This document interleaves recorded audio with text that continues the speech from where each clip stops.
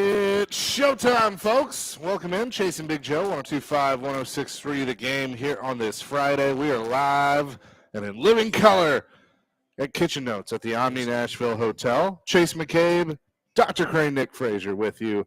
Ian Safar behind the glass on the ones and twos. Sean Mark, our on-site engineer. Big Joe is off today for good reasons. We'll tell you about that here in just a second. But Dr. Crane, how you doing? I'm doing dandy. You guys let me out of the cage again. This is great. We did. We let you come down here and eat a little bit and hang out with us here at Kitchen Notes, which is always fun. The JoJo is with his son, JJ, who is graduating high school. So congratulations to JJ. I think they had a breakfast or something today, and then it all goes down tomorrow. So, oh, boy. He gets the last one out of the house. Just advice for JJ, don't stumble. Yeah, don't stumble. No, I did that in my 8th grade graduation. It was not great. So Joe is celebrating with that, and we're excited and proud of JJ. I literally have watched that kid grow up, so it is really, really cool to see. So I'm going to get right to it. That leads us to our question of the day, in honor of not only JJ, but a lot of students that are graduating, I guess, over the next few weeks. It'll be ending high school and moving on to what's next. What's one piece of advice you would give to a graduating high school senior?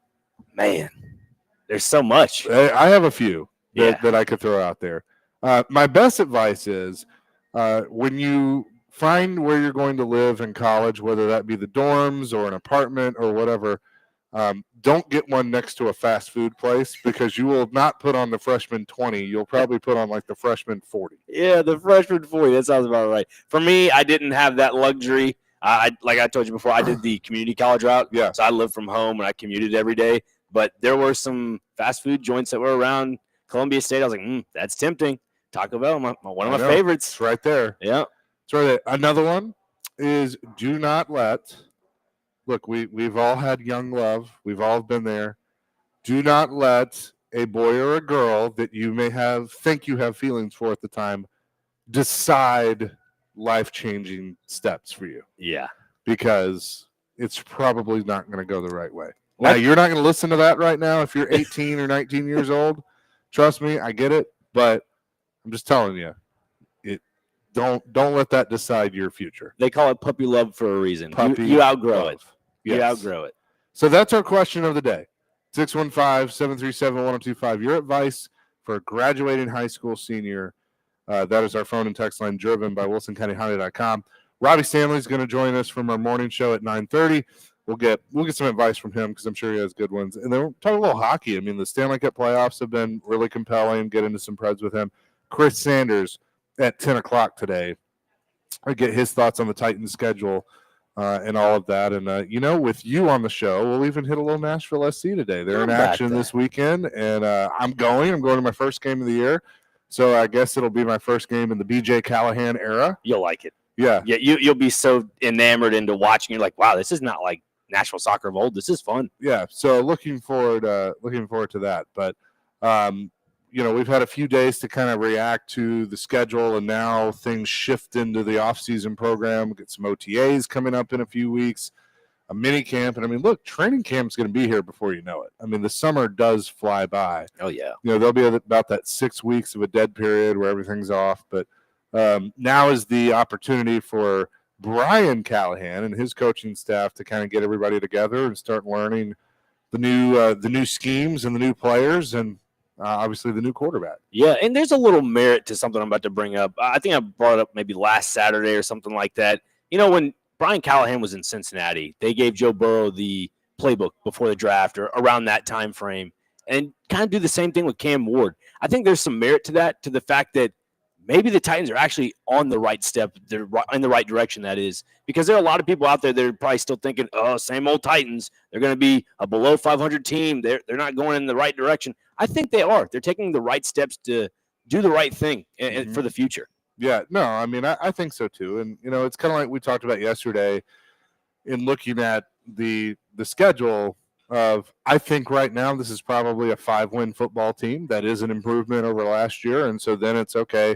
Well, if you're only going to 5 wins and you need to make a coaching change, well, what do some of these great quarterbacks have in common? They've kept basically who's been their play caller. Mm-hmm. through their development. And we said going into the draft process, if you're absolutely going to take Cam Ward, if that's the direction you're going to go, and you're going quarterback, then you need to be committed to Brian Callahan for at least 2 years with him before you make that change. Now, if if all the losses they have next year are blowouts and they're just not competitive and all of that, then you can certainly sit there and make that evaluation and make an argument for a change. But if this team is showing signs of growth, and wins don't always mean that, if they're showing signs of growth, then I think you kind of have to stick with it.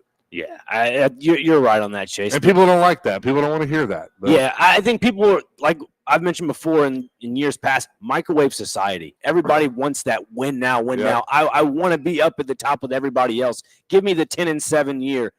You're not going to get that. I mean, you might catch lightning in the ball like Cincinnati did with Joe Burrow his rookie season, but this is different. This is Cam Ward. He is probably to some Titans fans, like you call him the diehard two-tones. Two-tone till I die. Yeah, two-tone till I die. All those people thinking, 17-0. That's it. That's this Cam Ward era for the Tennessee Titans. Hold your horses a little bit. Yeah. You got to take it one step at a time. Well, because the other thing is the rest of this team, needs work. Yeah. The offensive line, we're all sitting here going, well, they've rebuilt the offensive line. Yes, they have, but we don't know if they've done it well. Right. We don't know how. I mean, they overpaid to get Dan Moore. That's the only way they were going to get him. I'm still skeptical on that. Is he going to be a better left tackle than J.C. Latham was? I don't know. Is J.C. Latham going to be surely to God he can be a better right tackle than what they had last year. But you hope. Is that really going to make a difference with him? Is Skoronski going to take another step? Because I've been really worried about that. So there's still a lot of questions there. Receivers, I still don't feel great about that group. I'm optimistic about the young guys, but they're 4th-round picks and an undrafted guy. And an aging Tyler Lockett. Yeah, even though those are 4th-round picks, like you're saying, an aging Tyler Lockett, to me, with the amount of attention that wide receiver core is getting right now, there's a lot of pressure on this Titans offense, especially at the wide receiver position, to produce immediately. Yeah. It's unfortunate, but everybody, like I said, microwave society, boom, you're going to have to produce immediately week 1. Yeah. 100%. And so, I think the tight ends and, they've added to the tight end room a little bit with some moves that they have made. Obviously, Gunnar Helm, all eyes are going to be on him. So there are a lot of question marks with this team on offense and defense that don't, the quarterback is its own category. Right. But I think that, you weren't going to fix everything in 1 year. And this team, I'll at least give them credit. They've done what they have said they were going to do, and that is we're going to build around young players. We're going to build through the draft. We're going to, do all that. And so they've added some veterans here and there, but they're not putting everything all into the middle of the table based on what the veterans are. Right. And the other position group that scares me a little bit, Chase, is the secondary, especially at corner. Obviously, we don't know the future of L'Jarius Sneed. That's still up in the air. But and I mentioned this yesterday when you and Joe were in Atlanta, Roger McCreary has to have a prove-it year in some regard because he's been consistent. Yes, he's been available, but at the same time, he has to prove that he is a top-tier corner for this team. I agree. I think he needs to be more than a slot corner. Yeah. Right now he's certainly in position. So let's see. Because you don't know what you're going to have with Sneed. Mm-hmm. I think they're kind of looking at it as they're going to be without him for a while. You got Daryl Baker, who they brought in last year, who's serviceable. Mm-hmm. Jarvis Brownlee, same thing. I think he overachieved. We'll see what he can do in his second year. Marcus Harris is a rookie. Gabe Judy-Lally is an undrafted guy that's on the roster. They signed a couple of other undrafted guys that are on the roster. I mentioned McCreary, and then they just signed Oruwari. Yeah, that's a tough Amani. When we get there, Amani 2.0. Yeah, they just signed him, who's a veteran, and then that's kind of what you have right now. Yeah. So I think they brought him in for that veteran presence as kind of an insurance policy, knowing that they might not have Sneed. And I wonder what Amani and the other defensive lineman they also brought in, Carlos Adkins. Is that correct? or Watkins, I think is what it was. Carlos Watkins, yeah. Both the of those defensive guys, lineman. they played for Dallas last year. And Yeah. we see the special teams guy coming in as Bones Fossil, was a Yep. Dallas Cowboy. Yep. So I wonder what kind of chemistry there is. I know it was a short amount of time, but there might be some substance to that a little bit. Yeah, could be. I like Watkins. That's an interesting one. So, still a lot of question marks with this team that will have to be answered over time. 615-737-1025. Your best piece of advice to a graduating high school senior. That is our question of the day.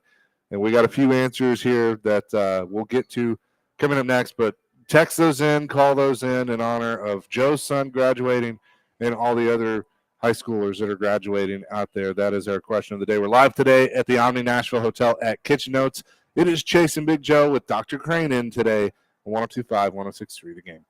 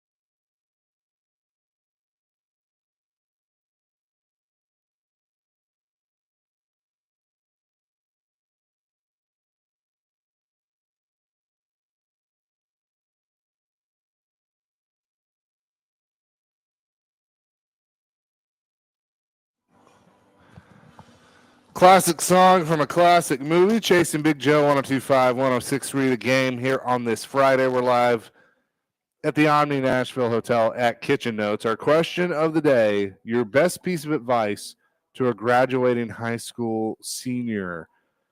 People have weighed in on our text line driven by WilsonCountyHyundai.com. Our man Todd Rodemel just walked in as well to grace us with his presence.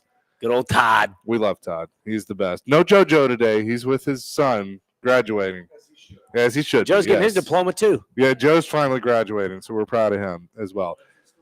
Nevada Josh says, just say no. That's a good one. 0247, save to retire by 45, but have fun. Yeah. That's a good one. Adam in Portland, your crew might change after high school, and that's all right. The boys who really have your back, the ones who show up, keep it real, and want to see you win, those are the ones worth holding on to. Don't stress trying to keep every friendship alive. Just make sure you are solid to the ones who are solid to you. That, Adam in Portland, fantastic stuff. And look, I mean, there's people that I was friends with in high school that I don't talk to regularly, but when I do, it's kind of like we pick up where we left off. Yeah, So you're going to have friendships like that too. I call them like my core four Yeah. or core five. That's kind of what I really have. I mean, obviously I have your family, but I got friends. I've been literally grade school friends from kindergarten all the way through. Like I was telling you before the show, like one of the buddies I'm going to see Saturday is getting married. Yeah. So I was like, this is cool. Like Yeah. getting to I don't see him as often, but once I see everybody that I know, like, oh, we're picking up right where we left off. Yeah. And that's a great piece of advice from Adam. Jeremy says, best piece of advice, make connections, make connections, make connections. These connections will be valuable later in life when you're looking for a job, reference, or just need some advice. Yeah. Very, very good there. Here, Metal Henry, stop believing everything you read on the internet. And as Dave Chappelle said, save the girl for later. Yeah. I mean, don't fall in love. Yeah. At least in your first year. Yeah, it's just puppy love. It goes away. 6421, quote, wear sunscreen. Hey, that is good advice because I went spring break one time and I thought, I don't need it. I'll be fine. And I looked like a lobster and like hurt for a week and a half. You know, those are what, second degree burns, I guess, in some regard. Those little sunburns. It can be. They start blistering. Yeah. No thanks. Mike in Nashville, my advice to seniors, don't grow up to be like Jared. Complaining will not get you a future. I don't know. It's worked for him. Jared's done all right. He's done all right for himself. So don't knock it completely. You know, he texted me randomly last week, and it was just like, that's a sign. That means he likes you. That's good. He asked me a Godfather question. I was like, oh, well, what is it? He goes, would you have killed Fredo? And I'm like, well, like, give me more context. He goes, well, no, like, would you kill him, like, from the movie with everything? Like, yeah, absolutely. He goes, I thought he was making sure he wasn't cussing in Italian again. Oh, well, glad we hit the dumb button there. That was something else. That was good. Yeah, so keep those coming throughout the show. Best advice to a graduating high school senior. Did you see this? And I talked to our buddy Ryan Porth, who works in Chicago now, and he said they've been eating it up. But apparently there's a book coming out that talks about Caleb Williams that at one point was basically trying to figure out if he could avoid having to go to the Bears. I didn't know about it until you brought it up to me before the show, and I'm just thinking, wait a minute. So it started, and Seth Wickersham, with ESPN is the writer, and it's author of the book American Kings, a biography of the quarterback. So, quote, Chicago is the place quarterbacks go to die. That is a quote from Carl Williams, who is Caleb's father. He told that to Seth Wickersham in the months before the 2024 NFL draft. Caleb Williams wondered aloud to confidants, do I want to go there? I don't think I can do it, with Waldron, talking about the former offensive coordinator, Shane Waldron, right, who was there. The forthcoming book, to be published in September, offers a detailed account of what it means to be a quarterback at various levels, from high school to college to the NFL, and what it's like for legends in retirement. It features unprecedented access with dozens of quarterbacks and generational greats such as John Elway, Johnny Unitas, Warren Moon, members of the Manning family, and Steve Young, among others. It also includes current signal callers such as Kirk Cousins and Drake May. That is interesting. But so I asked Ryan, I'm like, so what's this been like? And he said everybody's been eating it up. Now you got a whole new coaching staff. I think this could be a good fit for him when it comes to the coach. But I know it was kind of a bleep show when he first got there with Eberflus and Absolutely. Waldron and all those guys. I mean, I wouldn't have wanted to have gone there. No, and like you're saying, they're on the right track getting Colston Loveland this year in the draft, getting Luther Burden. Like that, when you surround surround your main franchise quarterback with assets, yeah, you're going to have some success. I was telling you a little bit ago, like, I'm not too sold on Chicago just yet. But this is interesting, though, with the whole book. Like, it says here in the article, like, his dad didn't want him to go to Chicago. Quote, I don't want my son playing for the Bears, end quote. Like, why would you say that? That blows my mind. Well, I mean, again, I get it. But so I'll relate it to this. How many conversations do we think that, draft picks and everything have had about this organization over the last couple of years, about the Titans? I mean, yeah, you're right. I mean, do we think that there was a secret conversation behind closed doors of Cam Ward being like, I really don't know if I want to go there? I mean, it's a little different with Cam Ward because he came from a 0-star recruit out of high school. Right. I think he's more, grateful and humbled that he's in this position. I think it's an opportunity for him. But as for Caleb Williams, yeah, a star recruit coming out of high school, goes to play SEC football, then goes out to USC, and you're at a marquee team every single year. You go to one of the most historic franchises in all the NFL, and then you have your father come out and say something like that. Come on. Well, where's the respect and factor? It's a little bit different too, because as you mentioned, Chicago's a historic franchise. It's market 3, right? Media market 3. So there's a much bigger microscope that you're under. Whereas here, it's not, because I mean, they got no primetime games. Nobody talks about them outside of here, and won't unless they're winning the Super Bowl. But I mean, if Cam Ward turns out to be Patrick Mahomes, then they might, because nobody really talked about Kansas City until that happened. That's true as well. So I do think, and I hope that the conversations are, well, they had a GM and a coach that got the number 1 overall seed. They both got contract extensions, and then a year and a half later, they're both gone. They both got canned. That's kind of interesting. Then they hire another GM that's there less than 2 years. He gets canned. So seems to be a lot of turnover there. The owner can't seem to stay out of their own way. But again, I wonder if those conversations are happening. It would if it was me. Now, not to the point of, I don't want to go there. Yeah. Like, I think everybody wonders, and maybe if Shedeur Sanders had gone number 1 overall, it would have happened. But I think Eli Manning was the last one to basically be like, I'm not playing for this team. Trade me. Yeah. And to get traded. It happened with him. It happened with Elway. I know there are, I think Bo Jackson maybe. There are a few others that it happened with. But like, those days I think are gone because of the way the CBA is set up, the way that they're, it's 4 years, the rookie contracts. But I would be interested to know if it would happen, if it would ever happen again. I mean, I feel like if it is, Caleb Williams would kind of be the guy to do it, wouldn't you say? Yeah. A little bit, just because of the power his name carries, the power of his status. Yeah. That's kind of the way the land is for him. Kevin says winners don't think that way. Winners think that the man, they'll go think that they are the man and they'll go anywhere and turn it around. It's a different mentality. Caleb is not a winner. It wouldn't matter where he went. He's a goofball, will never be squat in the NFL, and he has the complete wrong mental makeup opposite of Cam. Now, that I am curious to see, because I do like Cam's mental makeup right now. Yeah. He's saying all the right things. He's doing all the right things. We'll see how it translates to the football field.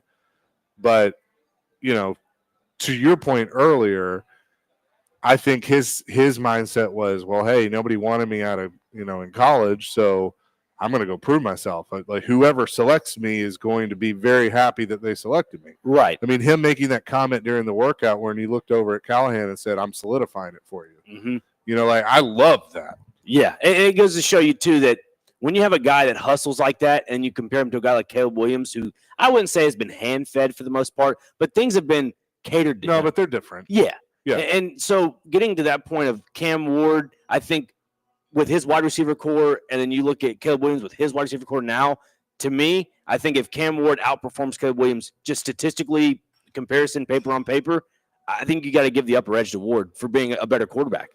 I mean, obviously so, because statistically it'd be better, but just the hustle of it behind it. There's a lot more meaning underneath Cam Ward when it comes to stuff like that. We'll get back into this a little bit later. I want to bring this up with Chris Sanders too. But let's get back to our question of the day real quick. A few answers before we get to Robbie Stanley. Jeremy in Clarksville, don't expect to start out with what your parents have, and don't be scared to fail. That's really good advice. Our question of the day, best advice you can give to a graduating high school senior. Josh from Mount Juliet, unless you are going for a very prestigious job, get in and out of college with as little debt as possible. Live cheap and build all the connections you can. Amen. Mike in Nolansville, high school was no means the best times of your life, contrary to what everybody says. And it's completely okay if you do not maintain any relationships from high school if they're not worth maintaining. Bingo. I honestly, let me add on to that real fast. Being in a position where I was as a kid, and my parents were very fortunate enough to send me to Father Ryan, I made friendships, but at the same time, I had the mentality of, you know what, bust your butt once you get to college and just do the right thing. That's all you got to do in life. Do the right thing, bust your butt, and you will be rewarded in the end. And I think that's the best result for me that's happened, is that I've been rewarded in the end. And I'm still working. Hard work pays off. Kenny the mailman wants to weigh in. Hello, Kenny. Hello, quick life advice. I listen to people first when they talk and ask them, do you have your plan? Do you have it mapped out? Do you know exactly what you're going to do in life? And they're so excited. And then I tell them, I go, hey, that's great, but get ready to improvise. That's not how life is. You never know what's going to come at you, who you're going to meet. Be prepared to see opportunities that you thought you were never going to do. If you ask people, I think it's right at half or less than half are doing what they thought they were going to do or go to college to study. So you have to be flexible. Life is flexible. And listen, on your second question, we have no idea what a lot of these owners are like behind the scenes. I heard LeVar Arrington just this morning said, you know, he was an all-pro at Washington, 3 or 4 Pro Bowls. He felt if he went to Pittsburgh or San Francisco, he could have been a Hall of Famer. But, I mean, he said, I played for the worst owner in the NFL. The guy walked around, pinched pennies, told people he owned them. They will do what he says. He said, I didn't feel like giving him 100% when he talked that way and spoke that way. So, and that was Dan Snyder. There are a lot of owners that really, really put a damper on what this league should be. And it's like, I don't question sometimes with parents that love their children say, where is my kid going? Everybody out there, be flexible. Y'all have a great day. Thanks, Kenny. Appreciate it. Kenny. As Mike Tyson once said, everybody has a plan until they get punched in the mouth. Yep. You know, so that's great advice by Kenny the mailman. We'll get some more advice from our man Robbie Stanley, one half of Robbie and Rex Road. He'll join us to talk some hockey with him coming up next here on Chasing Big Joe. Nick Frazier, Dr. Crane sitting in today. We're presented by the Omni Nashville Hotel, where we are live today at Kitchen Notes here on 102.5, 106.3 The Game.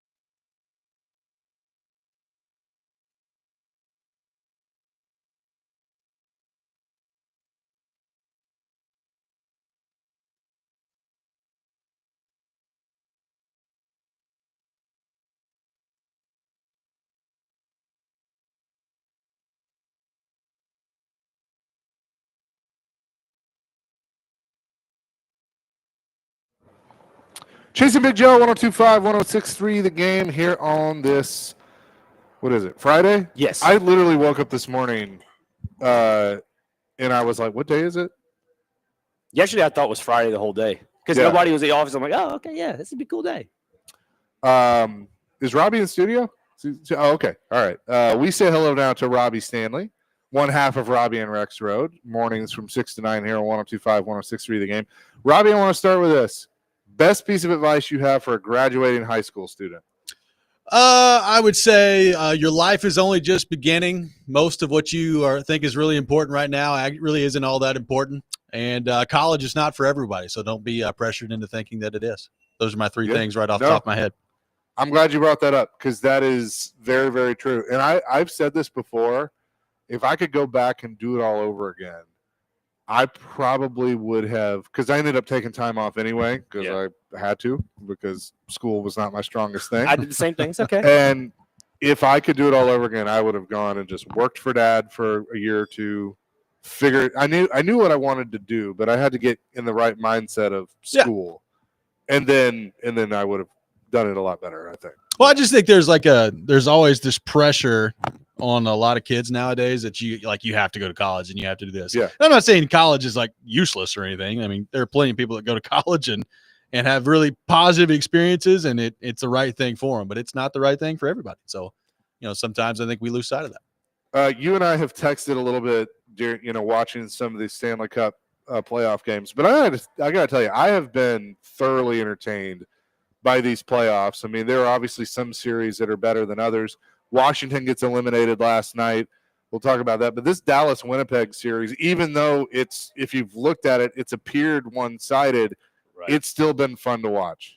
Yeah, it's a lot of fun. I mean, I think the Central Division as a whole, I mean, I still think you can make an argument that the two best teams in the West played each other in the first round in Colorado and Dallas. And I know, I know Edmonton's gotten hot and they've got McDavid and Draisaitl. When those two turn it on, it's hard to match what those two bring. So Edmonton's already punched their ticket to the conference final. But the Central Division part of this has been awesome. Dallas and Colorado go 7. Dallas and Winnipeg is going at least 6. And it's interesting, like Hellebuck in goal for Winnipeg has been awesome at home. He gets the shutout last night. He's been terrible on the road throughout the whole playoff. So this thing's going back to Dallas, and it's probably going to require Connor Hellebuck to do something that he's not done to this point in the playoffs, which is play really, really well on the road for them to get back to Winnipeg. But I love the Stars. I think they're a great team. I said it to end our show. If I had to rank them right now, I'd go Dallas at 1, Florida at 2, Edmonton at 3, and Carolina at 4. So we'll see if the Jets can force a Game 7 in this thing and get this thing back to Winnipeg. I don't disagree with you at all. But what's funny is I had a friend text me like, so Dallas ends it tonight, right? And I go, no, I think Winnipeg is definitely going to – they're going to live to fight another day. Turns out they ended up shutting out Dallas. If what you just said happens and Hellebuck can steal them one in Dallas, because that's what's going to have to happen. Yep. I think Winnipeg could win this series. Well, if it goes back to Winnipeg, that's going to be a really tough ask for Dallas. If it goes back, I mean, Game 7 in that place, I know it's, when you look at the numbers, it's a pretty small barn, but it gets loud in there. Like it's one of those places that is really loud. So I think. Were you there when the Predators played them in the playoffs? I was not, but you can. I mean, it's one of those places where you can kind of feel it through the TV of how loud it gets there, and not everywhere is that way. Winnipeg, I would put in that category. If you ask me a playoff atmosphere like the best one that I've ever physically been to, it's Winnipeg. I mean, it's like it was loud. I mean, they were passionate out in the streets. They keep showing that. I mean, the whiteout thing, it's a very, very tough place to play. So we'll see how that one goes off. What do you think happens now with Alex Ovechkin? He's got 1 year left on his contract. I think he comes back. I think he's 3 goals from 900. I think he definitely wants to hit that mark and maybe see if he can challenge 1,000. That's probably asking a little too much at this point in his career. But what do you think's next, Roby? I think he's going to come back for 1 more year, and then I think after that, we'll see. I think if he wants to, I think he can keep playing for a few more years. I mean, he had a great year this year. I mean, at age 39, it was unbelievable what he was able to do. Leg. Yeah, and he had a broken leg in the middle of it and then still came back and was productive. So, he's a guy that with his shot, I mean, he's going to be able to give you 25 to 30 goals basically for as long as he wants to, I think. But the question is, how long does he want to? Like, I could definitely see a scenario where he's back next year. He takes another run at another championship with the Capitals. And then after that, when his contract expires and he's 40 years old, does he maybe go back and play at Russia for a couple of years? Does he go back home and play in the KHL? There's a lot of people that think he may do that this offseason. I'm more with you, Chase. I think he comes back and gives it one more go with Washington. He gets over the 900 mark. And by the way, they've got a really good team and a team that was a whole lot better this year than people expected. So maybe with some tinkering in the offseason, they're a team that's got a chance to go make some noise next year. Robbie Stanley's here with us on the Chase and McJoe show. Robbie, looking at Edmonton, obviously beating Vegas 4-1 in that series. 2 of those games went to overtime. And to me, it looks like Toronto's probably not going to beat Florida. You think Edmonton might actually break the streak this year? Because looking at Dallas and Winnipeg, that game might go down to the very end.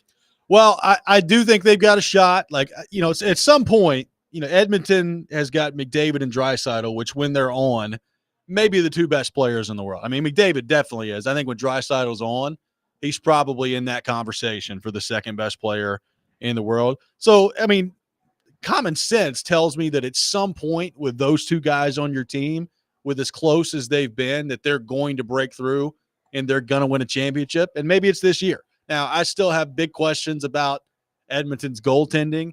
Their defense is good. I don't think it's great.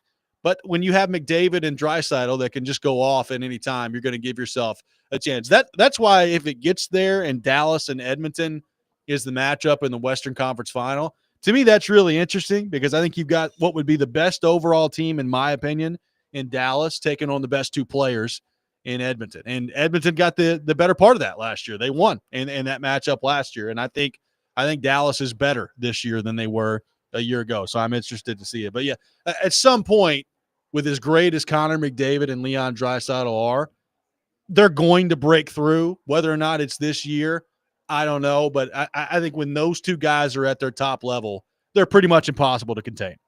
And Edmonton, too, may get Ekholm back for the Western Conference Final, which would be a big boost. And, he's probably not the same guy he was 4 years ago. Still pretty darn good. Robbie, you mentioned Dallas. Mikko Rantanen has just taken this playoff by storm for the Stars. Like, give your synopsis on that because it's just almost an anomaly for him to have 19 points so far this postseason, that is. Well, what he did in Game 7 in the first round against his former team in the Avalanche was one of the coolest things I think I've ever seen. Like, it was a legendary stuff that he pulled off in that Game 7, and then he just kind of rode the wave from there. And, there was a thought out there, and I know Jared has thrown this out there, but he's not the only one. I wondered a similar thing, like when Jake Gensel got away from Sidney Crosby in Pittsburgh. One of the questions I had was, all right, well, how good is he away from Sidney Crosby? And it turns out Jake Gensel is really good away from Sidney Crosby. Well, when Rantanen left Colorado, one of the questions was, he seems like he's a really good player, but how good is he away from Nathan McKinnon? And he wasn't that good in Carolina for the 14 games he was there. Well, he's been electric for Dallas, and he is one of the best players in the world. If you look at the numbers, like Rantanen is one of the best playoff performances of all time in the history of the game. Like he's an unbelievable gamer when it comes to the playoffs. And to me, he is the difference with this Stars team. He's why I think that they are ultimately going to go through here and win the cup. Is they've had a really good team for a long time. They have a lot of star players, and he is an elite one. He is an elite forward, and I think he takes them over the top. And I think they're going to win. I think the Stars are going to be the one that ends up winning the whole thing. Yeah, how good is Steven Stamkos away from Nikita Kucherov? Yeah, didn't go so hot this year. Did not go so hot this year. We're kind of seeing that. I mean, look, it's funny. I've been locked in on the playoffs. Like, just I don't know if it's because I knew the Pred season was over way many months ago, and so it's just been kind of fun to watch this caliber of hockey.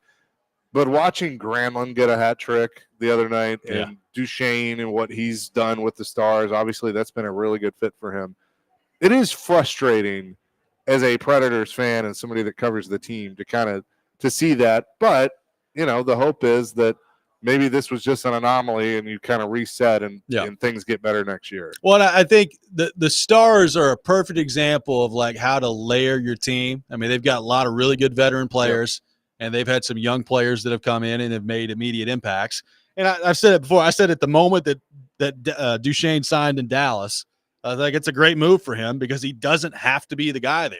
And I know he led him in scoring in the regular season, but I think you're seeing it in the playoffs. Like Wyatt Johnston is an absolute gamer in the playoffs. Rantanen is their best player by far in the playoffs. And Duchesne and Granlund like don't have to be that guy every single night. And I think they had to be in their roles here. And I don't know that they're necessarily equipped to do that. Toronto, Florida, Game 6 tonight. I asked Greg Wyshynski, what happens if Toronto doesn't get it done and get out of this series, which I don't think they're going to based on their performance the other night, and he believes it's time to maybe start blowing up the core. What do you think? I mean, could we see Mitch Marner actually hit the market this offseason and be the big fish?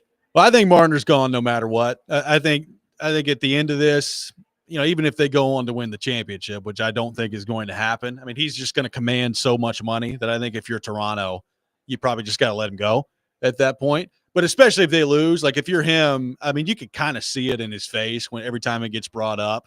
He's not going to come out and outright say it right now, but he knows what the market is going to be like for him. There's going to be a lot of interest in Marner this offseason. He's going to make a ton of money, and the cap's going up and all those things. So I think Marner's going to be gone.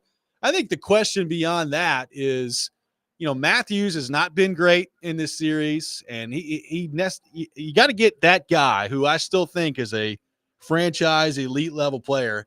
He's got to be able to show up for you when it matters the most, and he just isn't really doing that right now. So, Tavares is going to be out there and available for other people. I'd probably let him go if I was Toronto, and then just try to build around Matthews and Nylander as they move forward here. But I just think that group lacks the mental toughness that is required this time of year. I think they let way too many things get to them too often, which is easy to do when you play in a market like Toronto. And frankly, I think like Marner going somewhere else could be the best thing for him.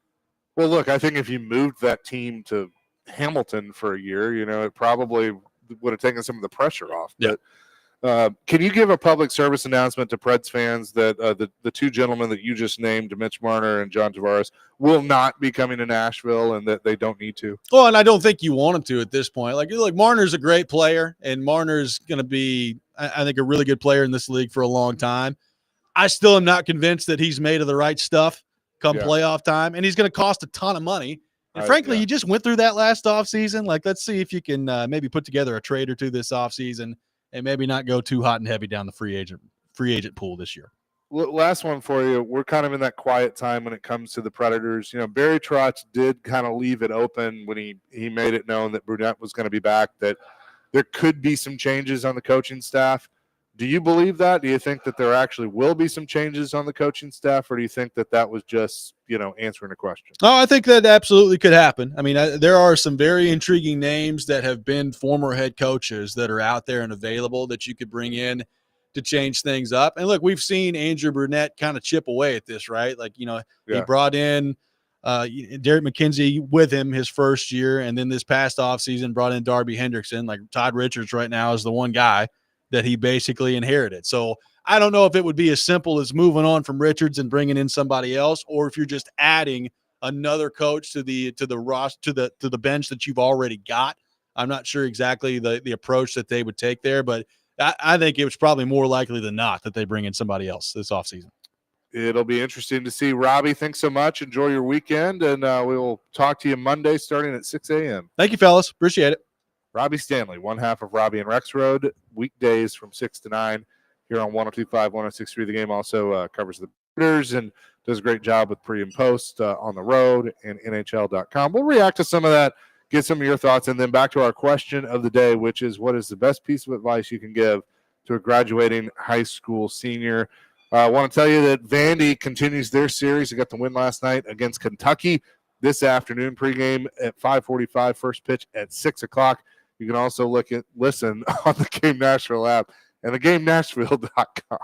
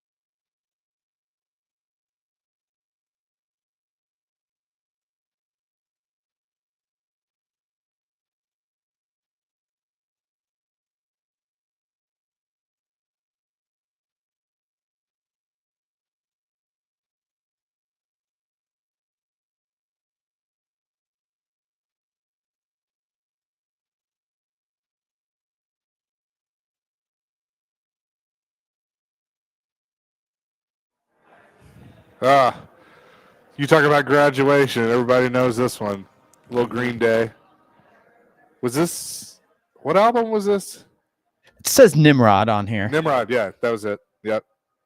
So this, I mean, this came out. I was probably still in middle I say school. 2005, maybe. Yeah, Oh, before that. 2001. Yeah, I mean, this might have been like 90s. No. Yeah, what the name of the song is actually called "Good Riddance" too, which is funny. It was the album was released October 14th, 97. So Yeah, so I thought Wow. 1997. So no, I was 10 when that I song was came out. -1. Oh no, yeah, -1. That's yeah, right. this was definitely a big song during my 2001 graduation year. Oh yeah, I mean it. Look, and even mine too in 06. I mean it stood the test of time for sure. So, all right, Ian, you got some advice for graduating high school students? Well, I'd say one of my looking back, when you do or if you do go to college, the biggest step for me is like just going to class. Yeah, Like you can, I'll miss this one or I'll miss this one. Even if you don't do like all the readings and all the work or, study as much as you think you should, just go to class. Just going to Yep. class makes a huge difference. I will attest to that. Yeah, because it was such a big culture shock for me to go from FRA where everything was so structured and like, hey, you're here at this time, you do this Yeah. at this time, and all that. An A day, a B day, stuff Yeah, like that. to then going to MTSU where it's kind of like you're on your own. Like And you don't do you. and don't sign up for 8:00 classes. No, You no, think no. you're like, oh, I'm used to going to high school at 7:30. Yeah, I'm used to getting there. no. Do not go 8:00. Like, 'Cause guess what? Mom's it's not there to tell you your bedtime. it's learn that one the hard way.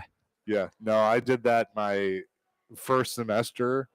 I was like, not doing this again. And then I got into a system where, my first class was usually around 9:30 or 10, which was manageable. Right. And I would do like 3 a day. Here's the other thing too. Don't load yourself up. Know your, because I would try and take like 18 hours in a semester, which was stupid. Yeah. And so once I got to like 12 or 15 max, it was like, all right, I'm in a good spot. And in my last few years, I had like one class on Friday at like 10. I was done by lunchtime, start of the weekend. So, that's the nice thing is you kind of learn that as you go. Right. Let's see a few more on our text line. 8771. My advice, listen to wear sunscreen. Carson says, don't chase the money. Find a profession that you enjoy and love to do every day, and the money will come to you. You don't want to make you don't want to be miserable going to work every day. Amen to that, Carson. Mm-hmm. If you find something you love, you'll never work a day in your life. Bingo. And look, I mean, this job is like any other job where, yeah, there are going to be some bad days and stressful days and stuff. But I love what I do every day. And, and my path didn't take the exact track that I thought it would. But because, like, when I got into this, I had no intentions of being management. Right. I just wanted to talk on the radio. But I love what I do and being able to create and all that stuff. So that is great advice. Kevin says, learn from great people in leadership, but also learn from bad people in bad leadership. Be humble. It speaks so many volumes. I mean, I've had some like friendship stuff that's happened in my past in roughly the last 6-7 months, and it's kind of opened up my eyes a little bit. And even though it was after college, but still that can happen during your time in college. So always just keep an open eye. Like, be a fly on the wall. That's the best way to describe it. Be a fly on the wall when stuff happens like that, because you never know what's going to happen next. Let's see. Jay from Laverne says, I'm a truck driver and I make more than a lot of college graduates make a year. Well, that's true. We need good truck drivers. Chris in Spring Hill, don't waste money on a class ring. You'll get laughed off a college campus if you wear it there. That's actually true. Jonathan in East Nashville, don't worry about what everybody else is doing. Stay present and in the moment. Surround yourself with people who support you and save. Very good. We'll keep that going in hour number 2. We'll even ask Chris Sanders. I know he'll have some good advice. Oh, boy. Teacher at Montgomery Bell Academy. We'll talk some Titans and more with him. Coming up next, it's Chasing Big Joe, 102.5, 106.3 The Game.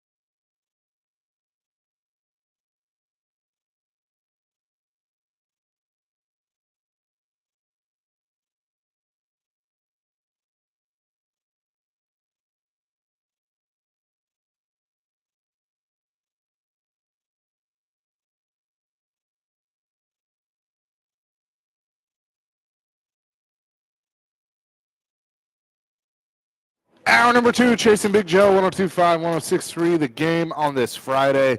We're live at Kitchen Notes here at the Omni Nashville Hotel. Big Joe is out today. He's with his son, JJ, who is graduating high school. And so that is our question of the day. A lot of great pieces of advice coming in. But your piece of advice for a graduating high school senior. And we bring in, I know he's got great advice. Chris Sanders is on the line with us. You deal with this every year as a teacher and coach at MBA. I mean, what is a piece of advice you have for a graduating high school senior? Okay, first of all, I'm going to set it up by saying a story. I remember in about 5 years ago, I was watching the Big Ten championships, and it was this girl was in the 800-meter dash, and as she was running the 800-meter dash, the first lap, she fell.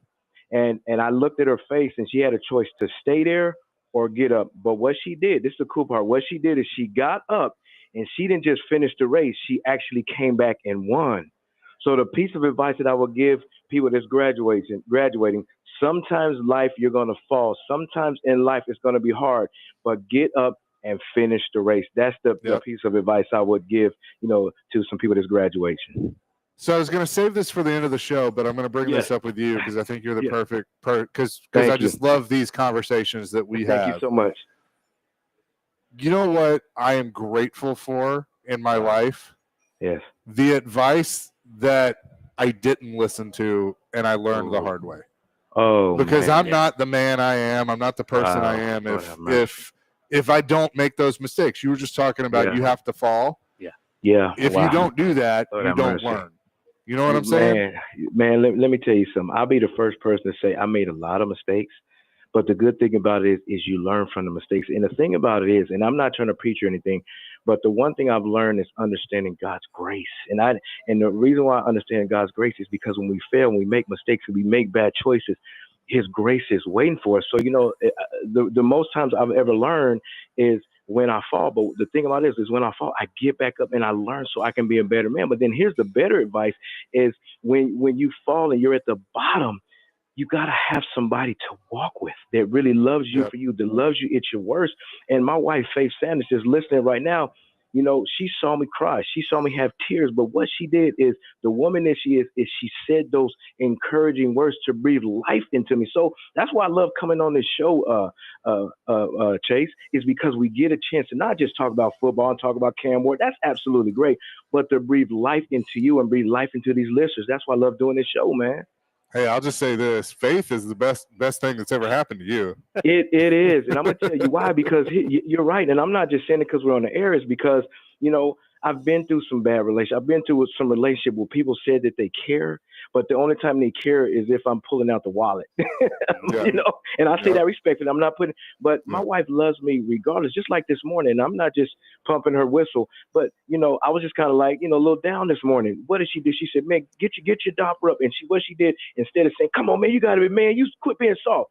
She laid her hands on me and she prayed for me, man. Say, listen, you got this. You're great. And it makes a difference. It makes a difference, man. It does. 100%.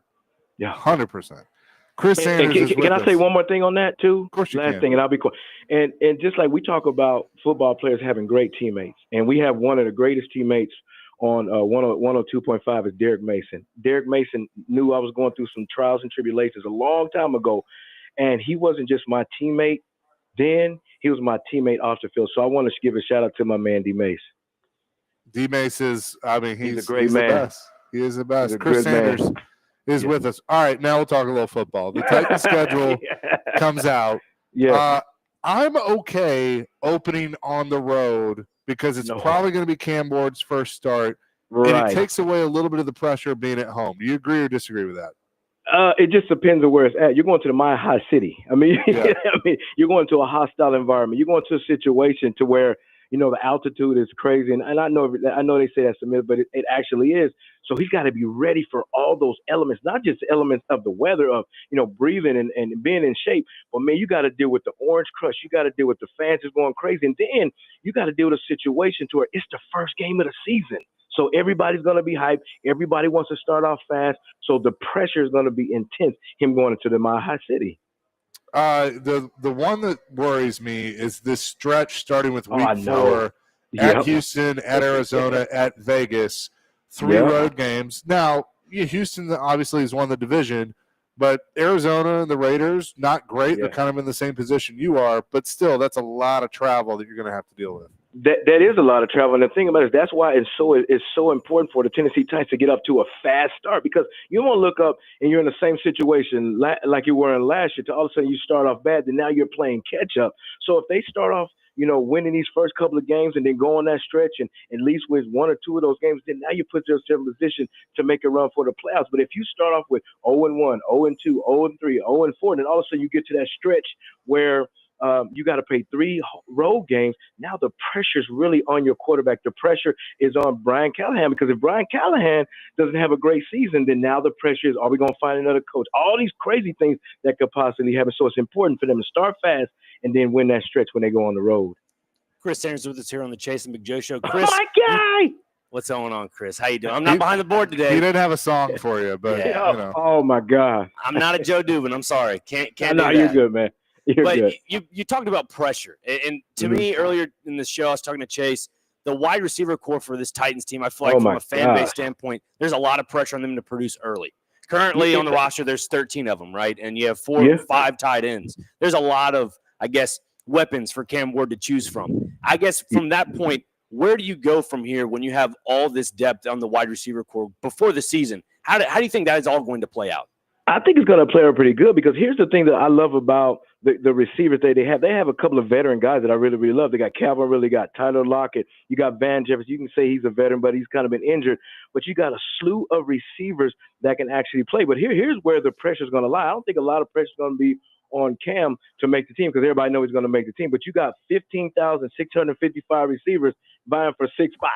I mean, look at the list. You got 13 receivers. You got Juwan Jackson. You got Colton Dell. You got Bryce Oliver. You got James Prochet. You got Tyler Burks. You got Xavier Restrepo. You got Alec, I can't pronounce his name, from Stanford. And then you got Shamir DK. I can't pronounce his name either. But there is where the pressure lies on, is because you got 5 or 6 spots, and all these receivers are there. So it all depends on which receiver steps up and keeps showing up on film. That's where the pressure lies on. And also, Chris, you mentioned about just 6 or 7 wide receivers. There's been Yeah. conversation as, do the Titans keep 6? Do they keep 7? And also, too, when it comes to special teams, this team really Yep. hasn't seen a consistent punt return, kick returner. And, Yep. and you mentioned the name James Proche, who's a There you pretty go. decent punt and kick returner. Came out of SMU, went to Baltimore for a little bit in Cleveland. And you also have Jaquan Jackson, who you drafted recently. There are a lot of good names out there, but who do you think might stand out more than the other?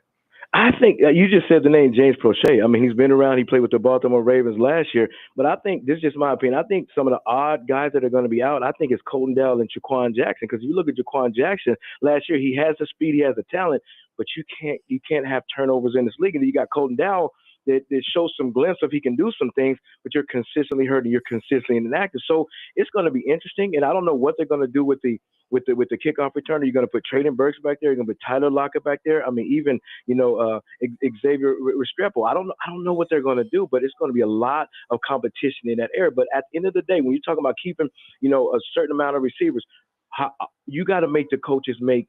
How can I say? You got to make the coaches see that you're valuable of playing wide receiver and also special teams. I don't know, Chris. Can this group compete with Malcolm Floyd, Travis Hanna, Haywood Jeffries, Derek Russell, and a young Chris Sanders out of the Ohio State University? I don't know, but I think that 1990 year we had some dudes, man. We had Yancey Diffin, Kevin Dyson, Isaac Berg, Derek Mason. We had some dudes, so that's why they kept 7. Oh, Joey Kent. We had some dudes, man. We had some dudes that can actually play. So you got a lot of players on this Tennessee Titans roster, a lot of wide receivers, but how many can be impactful? But because in 1999, I know you hate when I do this, we had some players that were impact players that can actually make plays. You left one receiver off the 99 roster. Oh, was it? Did I say He Dyson? played in 2 games. Royal Preston. I'm like, who is that guy? Was he? Royal Yeah. who? Preston. He was, I don't I know. don't He even played know 2 that games. dude. You sure didn't even. I never Y'all saw went him to in the kindergarten together, room. Chris. You don't remember? No, I didn't even remember that joker in the receivers room. Who is that guy? Did he I see don't in know. the room? I don't know. He's gonna come up to you in a reunion and be like, "What's up, Chris?" You'll be like, "I I'm don't know who you are." I'm like, wait a minute, but not wait a minute. Wait a minute. Who is this? I don't know. I Uh, never. Well, I'll just shake his hand and act like I know him. Yeah, but Joey Kent, D Yep. Mace, Kevin Dyson, Man. Isaac Bird, yourself, Yancey Thigpen. Woo. Yep.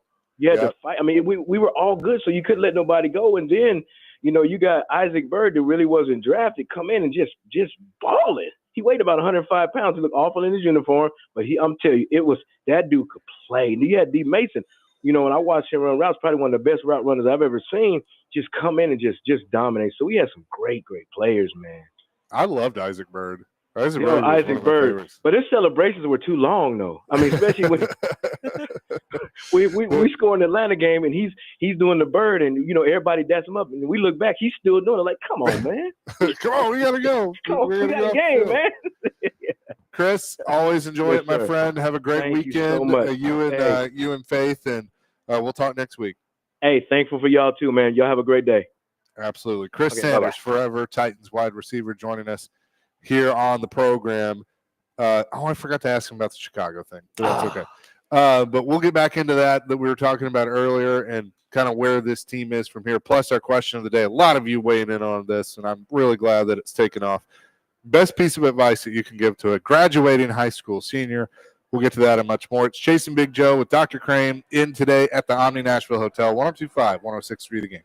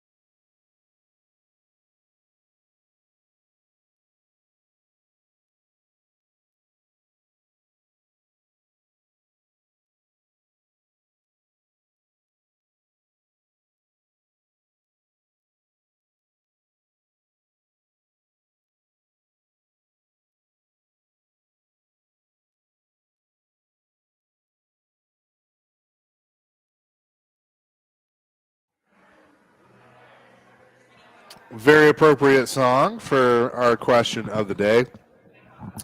Joe's not here to do this, so we might get through this read. Tune in to 94.9 The Fan tonight as the Nashville Sounds take on Memphis. Pregame at 6:50, the first pitch at 7:05. Coverage also available on the Game Nashville app and GameNashville.com. Sounds Baseball is presented by Twin Peaks and Family Leisure. Memphis. Joined by Dr. Crane, Nick Frazier today. David Janes now on the board. Hello, David. How you doing? I'm doing fantastic, guys. I love that. You're from the great town of Memphis, Yes, sir. or Memphis. My Is- first translate. Joe likes to say. It's so funny when he does that. But look forward to that, the interstate rivalry. But we were just talking about this during the break. You bring up something interesting when it comes to the Titans. And that is, we sit here and we talk about, all right, Brian Callahan, is he on the hot seat going into this year?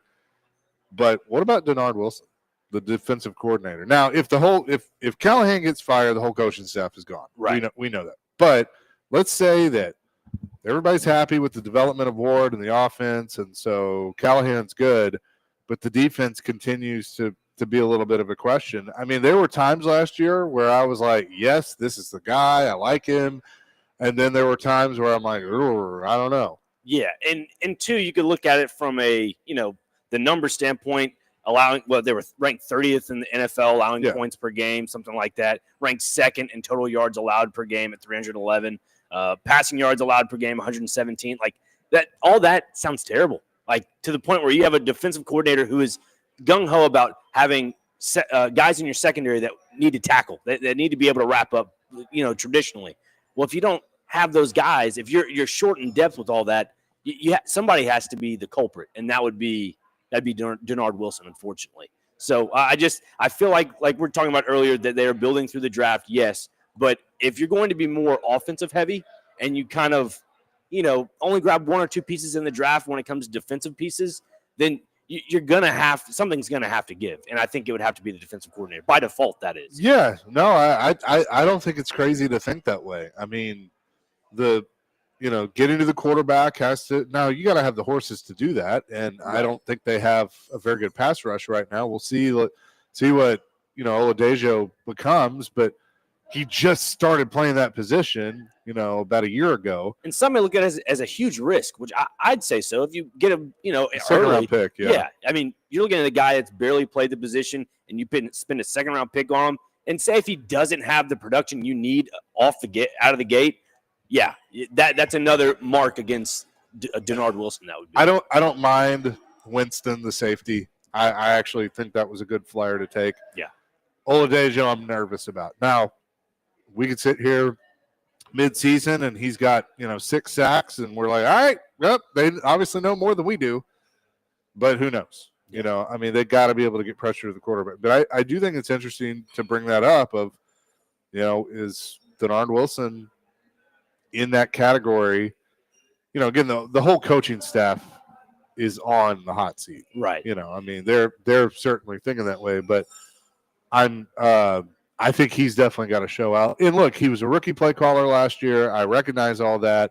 I certainly expect him to have learned from some of those things and be able to improve this year, but it's certainly something to watch. Yeah, and also, too, when he was in Baltimore, that is, like, they had a really solid defense, and that's what made him to the point of everybody saying, Denard Wilson deserves a defensive coordinator job. And there was a point, I'd say, almost a year ago where I thought, if Callahan was canned, I thought Denard Wilson would be the best candidate for that open position if that were to have come open, because he seems like a true leader. The coach? Yes, as a head coach.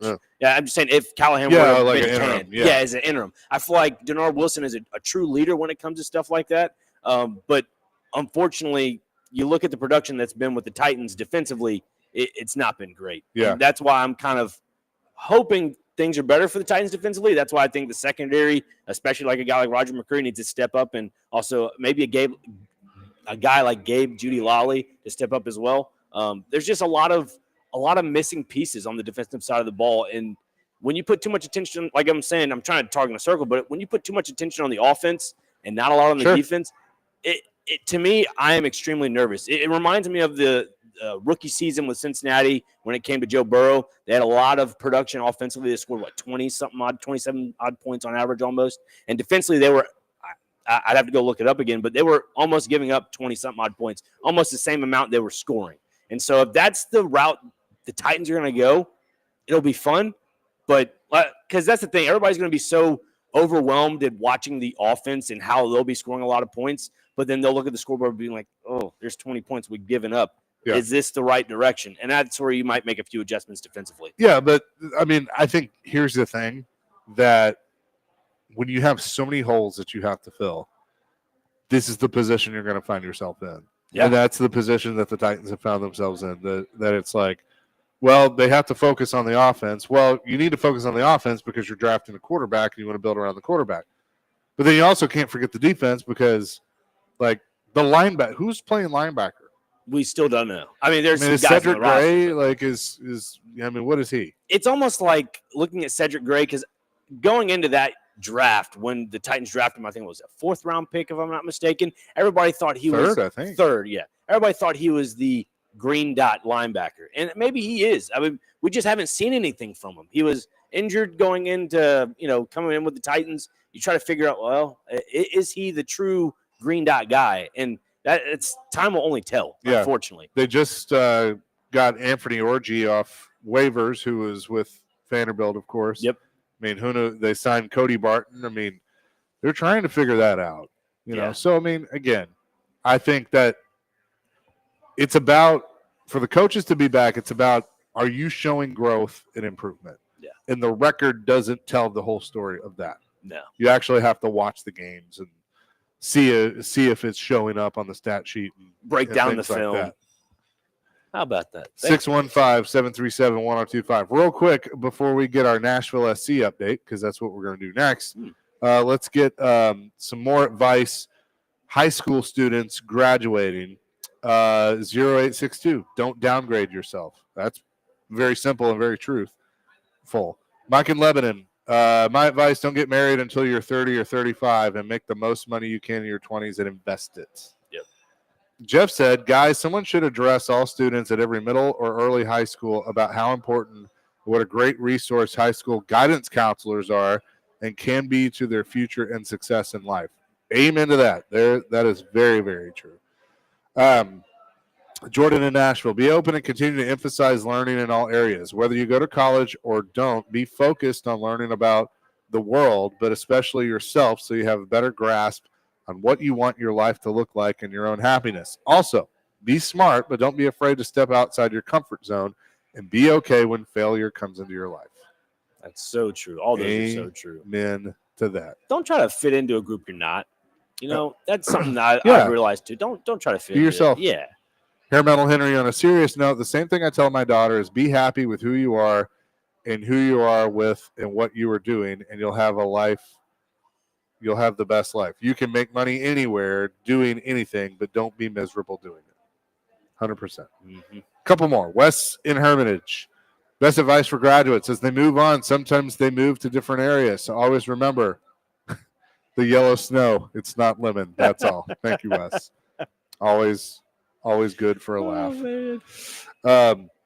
So we'll continue to get those. But coming up next, Nashville SC back in action. We don't talk a ton of Nashville SC, but our man Dr. Crane does a great job of covering them. We'll get his thoughts on where they're at to this point here on 102.5, 106.3 The Game.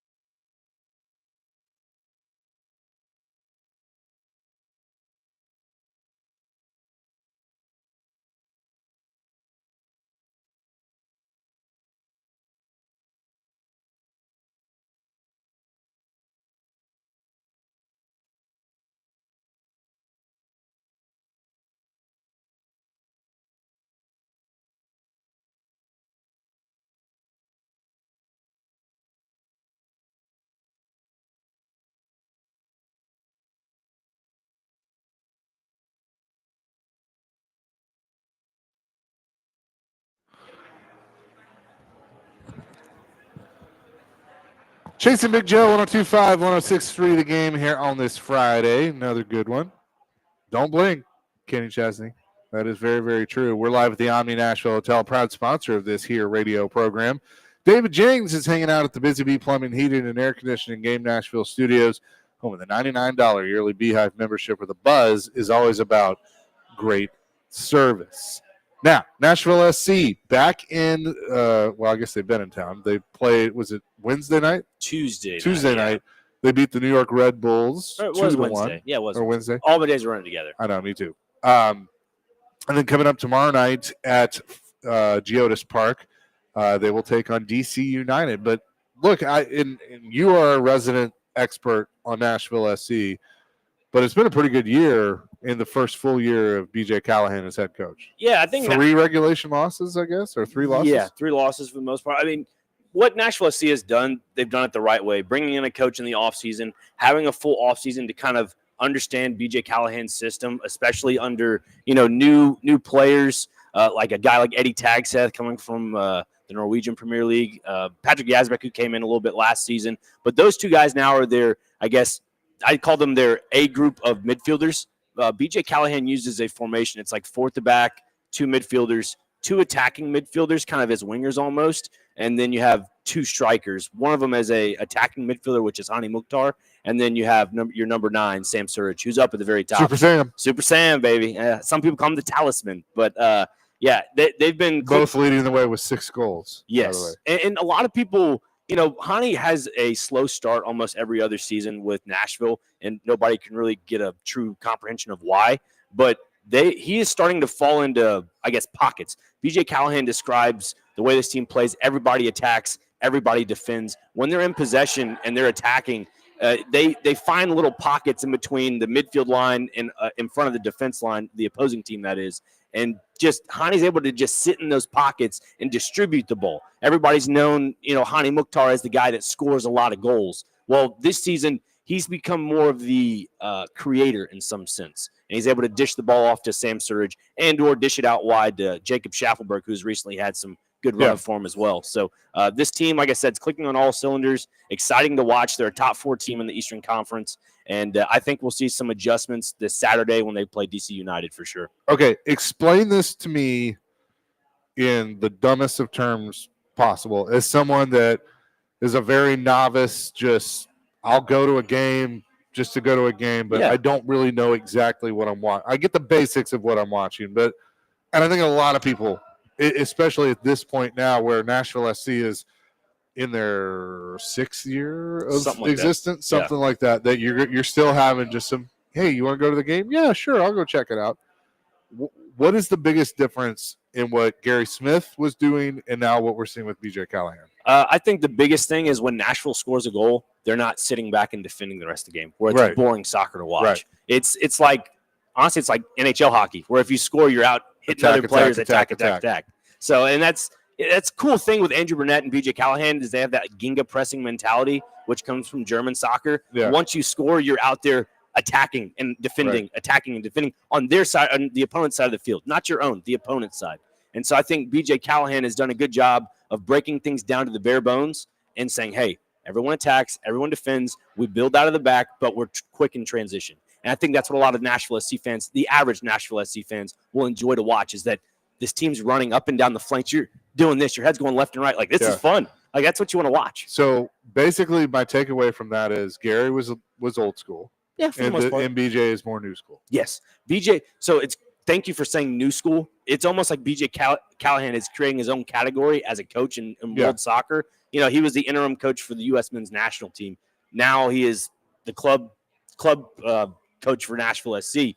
And he's made a name for himself to the point where this 4 at the back, 2 in the middle, 2 out wide, 2 up top, it's become a new norm. Everyone knows about Pep Guardiola. Everyone knows about that style of soccer. It's very poetic. You're passing the ball 1-2 touches. You're keeping your triangles together between your players, that is. And BJ Callahan's making a name for himself doing it his way and not, emulating somebody else from over in Europe.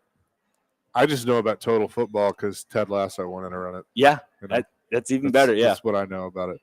But I think it is. I'm excited to go because I haven't been to a game this year.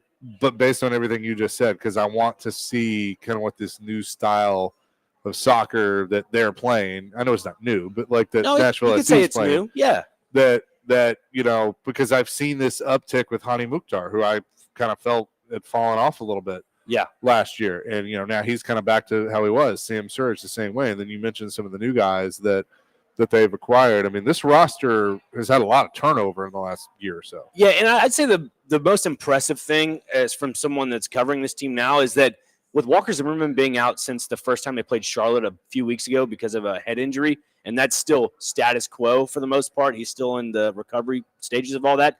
Jason Palacios, who has come in as the consummate starter that has been incredible. Obviously, there's a little bit of a language barrier for him because he's a Spanish-speaking player, but at the same time, he has Jack Mayer, who is a well-seasoned vet with Nashville SC at center back, and there's been a good chemistry connection there. The newest addition of Andy Nahar at right back, he is a more attacking style right back coming out of defense. It's almost like look at him as the point guard whenever they're in offensive possession, and he normally passes it to either Hani or Patrick Yazbak. You want to get familiar with a guy of the name Eddie Tagset, the blonde-haired Norwegian guy, because he covers so much of the field chase. It's like watching – I don't know. It's like watching a pinball go everywhere on the field because he's stopping every defensive pass. He's in transition. Patrick Yazbek had a phenomenal goal Wednesday night. You'll have to go back and watch the highlights. I mean, this team right now is probably in their best form that they've ever seen. Now, is Joe Willis still the Indeed, goalie? he is. He Okay. indeed is still in between the pipes. That's one thing that's kind of concerned me a little bit from Nashville SC now is that, yes, they're scoring a lot of goals. They're able to get wins, but yet they haven't been able to get that clean sheet win that I think would take them to the next step. I think it would really elevate their, progress when it comes to defensively. Obviously, you don't have much depth right now. If either Palacios or Mayer goes down, you'll probably plug in a guy that and a lot of Nashville SC fans are not really familiar with unless you follow the team, Wyatt Meyer. They got this guy from college. He is a very versatile player, kind of like in baseball, a utility player. He can play left back. He can play a defensive midfielder role, center back. I mean, he's good, and that's something that Nashville needs is good depth. They haven't had that in years past. Well, it'll be fun. I'm excited to go tomorrow and check out the boys in gold. So you will have a blast. It'll be really cool. Coming up next, I don't know who exactly is doing this. I guess I'm going to do it and let you and David compete. I can read them all for you if you want me to. I'm fine with that. We'll figure it out in the break. I should have thought about that sooner, but we'll get more high school advice and get to what day is it and celebrity birthdays here on Chasing Big Joe 102.5, 106.3 The Game.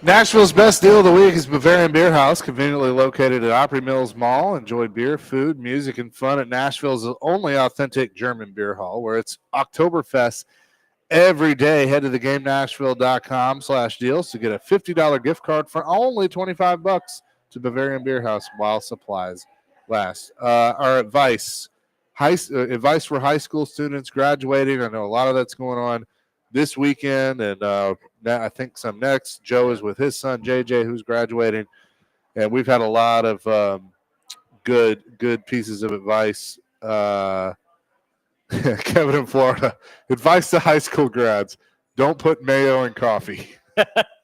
So true. Gino says, advice to a young person: seek wisdom, ask why. It's okay to not know everything. It doesn't fool anybody. Don't be afraid to say I don't know, but have the mindset of I'm willing to find out. Also, yelling doesn't win any argument. If anything, you already lost the debate to someone that is calm and respectful. Yeah. Very, very good. It's true. Know what you don't know. Mm-hmm. That's great advice for sure. With that, let's get to what day is it and celebrity birthdays. It is brought to you by Jarrett Companies, Inc. All of your commercial construction needs under one roof. JarrettCompaniesInc.com, above and beyond industry standards. First on the list, we have International Day of Light. So it's always good. It's starting to Light, brighten light. up outside, actually. International Virtual Assistance Day. Biographers Day. Love a Tree Day. If you like trees, go love on a tree. National Barbecue Day. National Bike to Work Day. What else we got here? Wow, there is a lot of odd stuff on here. National Pizza Party Day, National Horse Rescue Day, National Mimosas Day. If you're at the Omni Nashville, have a nice mimosa while you're here, right? That's good. That's good. Let's see. National Shades Day. And to wrap it up, Chase McCabe, this is your day. National NASCAR Day. Oh, yeah. Hell yeah. How about that? Raise hail, praise Dale. Let's go. Indeed. All right, I'm going to call an audible. Oh. And he doesn't know I'm going to do this. So our on-site engineer, Sean Mark, is here. He gets to participate in celebrity birthdays. For the first time ever, 3 participants Oh, boy. in celebrity birthdays. So, Sean, we're gonna bring you up here. Say hello to the people, Sean. Hello, people. Yeah, there you go. All right. So it's going to be David versus Nick versus Sean. Nick, you will go first All right. as we do celebrity birthdays. Danny Trejo. How old is actor Danny Trejo today? 63. 69. 70. All right, Sean. Yeah, 71. I'm shocked by this. He is 81. Wow. No way. Danny Trejo is 81 today. James Bond. How old is Pierce Brosnan today? 78. Ooh, 82. Yeah, 74. Oh, you got to get within 2. He is 72. So point for Sean Mark. He is on the board. And I, of course, don't have anything to write with. I'm just all over the place today. But that's fine. So Sean Mark leads the way with 1 so far. Let's see here. Hope everybody's good. Actress Deborah Wagner. How old is Deborah Wagner? She was in Stuff. 54. 65. Yeah, 69. 70. Okay. There we go. Sean Mark. There you go, Sean. With another one. Actress or singer Janet Jackson. How old is Ooh. Janet Jackson today?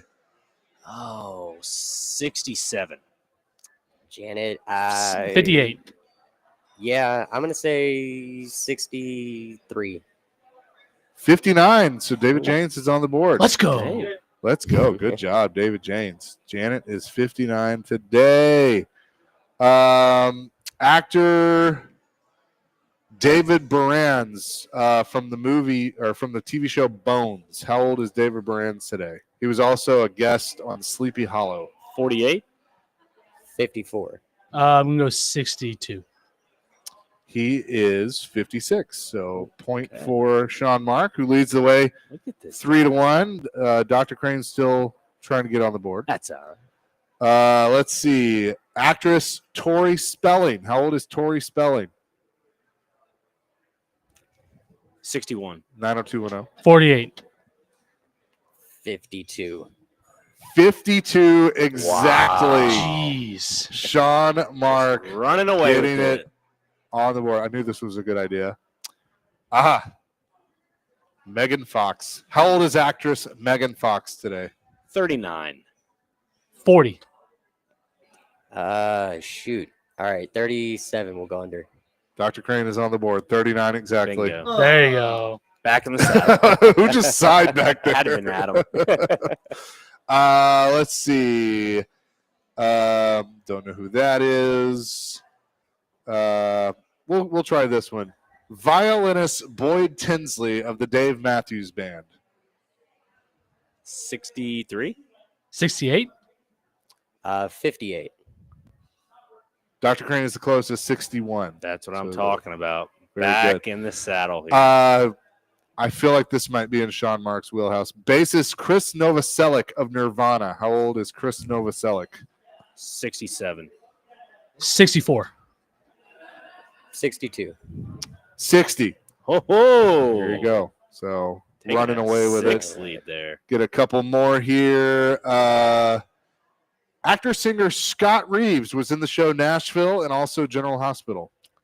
Ooh, 58. 47.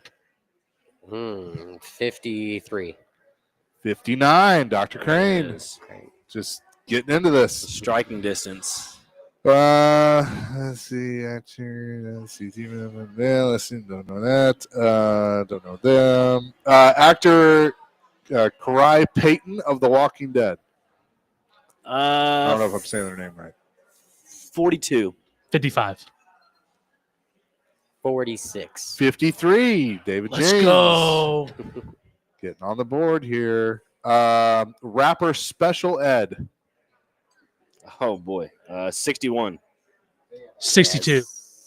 65. 53. Mm. Let's see. Actors. DJ Alex Paul of the Chainsmokers. How old is DJ Alex Paul of the Chainsmokers? 39. 42. Let's go with 32. 39. Dr. Crane the closest. There you go. 40. we go. He's 40. But Dr. Crane gets the closest one there. And one more. Actor Thomas Brody Sangster of Game of Thrones. Oh, I got to get this one on the nose to win. I'm going 52. 44. 48. 35. Dang it. Let's see. I will see if I can find some sports birthdays because, again, I'm so used to Joe doing this that I didn't look this up. Yeah, no. Our winner is Sean Mark. Congratulations. How about Good that? job, Sean. Thank you, guys. That'll do it. So the first three-way battle for celebrity birthdays, I thought was a good one. My thanks to Dr. Crane, Nick Frazier for co-hosting today. Again, we're very excited and proud of one J.J. Dubin for graduating, and Joe is with him.